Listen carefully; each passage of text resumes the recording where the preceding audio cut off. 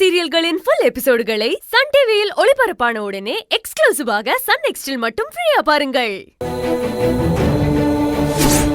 நம்ம மாப்பிள்ள தான் அவ புருஷன்னு என்னால சொல்ல முடியலையக்கா. என் கண்ணு முன்னாடியே மகப்படுற கஷ்டத்தை பார்க்க முடியாம தவிச்சு போய் நிக்கிறேனக்கா.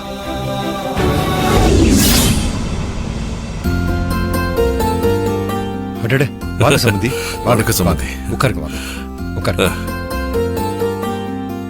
உட்காருங்க. குணா, குணா, சம்பந்தி வந்திருக்காரு பாரு. வாங்க வாங்க. வணக்கம். எப்படி இருக்கீங்க? நல்லா இருக்கேன். வாங்க சம்பந்தி. எப்படி இருக்கீங்க? நான் நல்லா இருக்கேன். நீங்க எல்லாரும் எப்படி இருக்கீங்க? நல்லா இருக்கோம். நாங்க எல்லாரும் நல்லா இருக்கோம். என்ன சம்பந்தி, ஒரு போன் கூட பண்ணாம திடீர்னு வந்திருக்கீங்க? ஏதாவது முக்கியமான விஷயமா? நான் தான் வர சொன்னேன் குணா.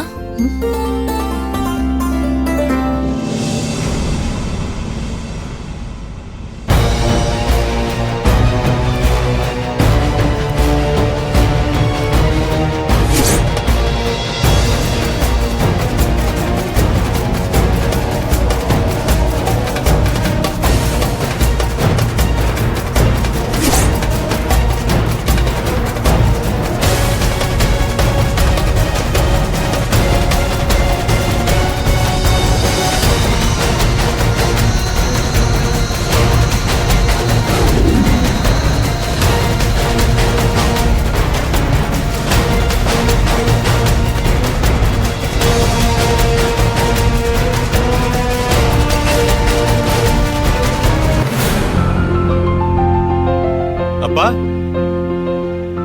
எப்போ வந்தீங்க? இப்பதான்ப்பா. வீட்ல எல்லாம் நல்லா இருக்காங்க? எல்லாரும் நல்லா இருக்காங்க.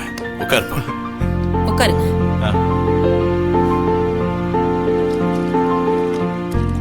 அப்பா ஒரு பிசினஸ் விஷயமா வெளியூர் போயிட்டு நேத்து தான் வந்தேன்.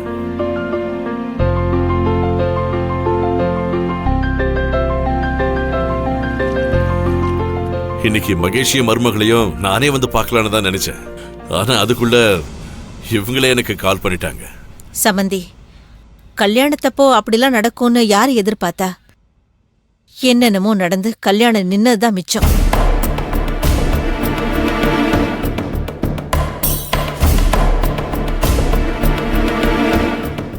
இல்லனா கவியும் மாப்பிளையும் இந்நேரம் உங்க வீட்டுல தான் இருந்திருப்பாங்க.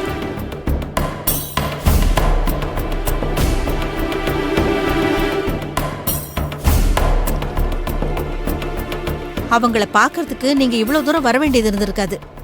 பக்கத்திலே வச்சு பார்த்திருந்திருப்பீங்க.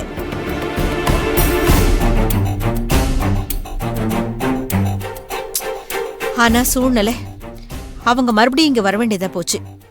சரி, இப்படியெல்லாம் ஆயிடுச்சேன்னு நாமளும் அப்படியே விட்டுற முடியாதுல்ல. அதுக்குதான் அண்ணி உங்களை வர சொல்லிருப்பாங்கன்னு நினைக்கிறேன். இல்ல அண்ணி?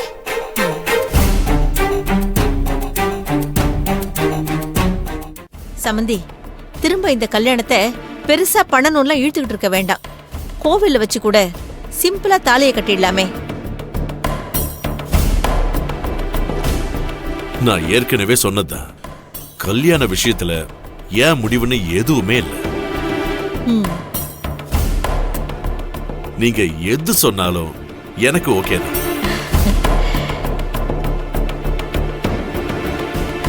நீங்களே எல்லாத்தையும் ஃபிக்ஸ் பண்ணுங்க. எவ்வளவு செலவு ஆகுங்கிறது மட்டும் என்கிட்ட சொல்லிடுங்க. அது எவ்வளவு நாளும் அதை நான் கொடுத்துடுறேன். மத்தபடி எல்லாமே உங்க இஷ்டம் தான். நான் தலையிடவே மாட்டேன். அதெல்லாம் உங்க பெரிய மனசு சம்பந்தி. அதனால இந்த கல்யாணத்தை சிம்பிளா சீக்கிரமாவே பண்ணிடலாமே.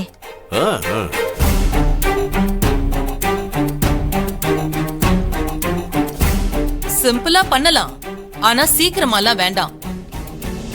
ஏன் எப்படி சொல்றீங்க? இல்ல குணா, ஏற்கனவே 2 தடவை கல்யாணம் நின்னுடுச்சு. அப்படி பார்த்தா இவங்க ஜாதகத்துல ஏதோ பிரச்சனை இருக்குன்னு நினைக்கிறேன்.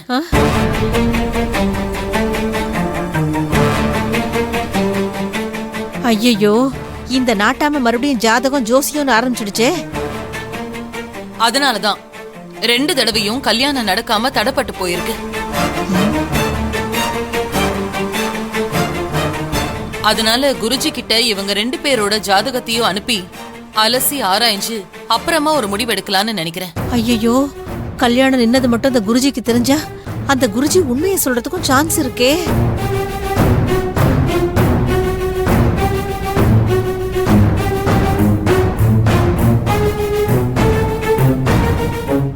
அதனாலதான் 3 மாசம் கழிச்சு பொறுமையா கல்யாணத்தை வச்சுக்கலான்னு நான் சொல்றேன். அதுக்கு எதுக்கு நீ 3 மாசம் தள்ளி வைக்கணும்?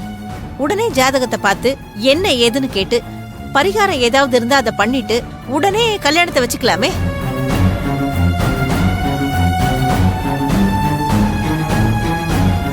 எதுக்கு குணா அவசரப்படணும்?